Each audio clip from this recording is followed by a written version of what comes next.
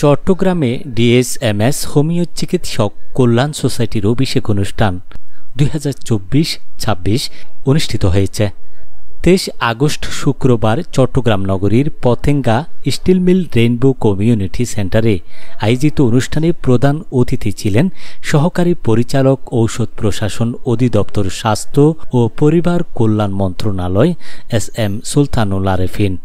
বিশেষ অতিথি ছিলেন চট্টগ্রাম হোমিওপ্যাথিক মেডিকেল কলেজ ও হাসপাতালের ভারপ্রাপ্ত অধ্যক্ষ, সহকারী কমিশনার ও এক্সিকিউটিভ ম্যাজিস্ট্রেট, জেলা প্রশাসকের কার্যালয় চট্টগ্রাম মোহাম্মদ ফারমুন নবী।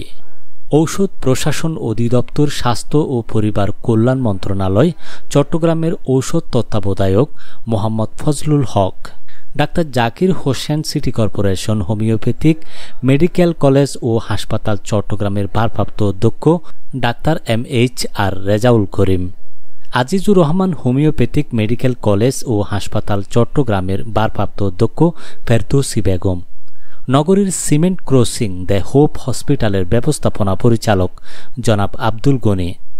এতে সভাপতিত্ব করেন ডিএসএমএস হোমিও চিকিৎসক কল্যাণ সোসাইটি বন্দর ইপিজেড ও পতেঙ্গা থানার প্রধান উপদেষ্টা ডাক্তার MA কাশেম।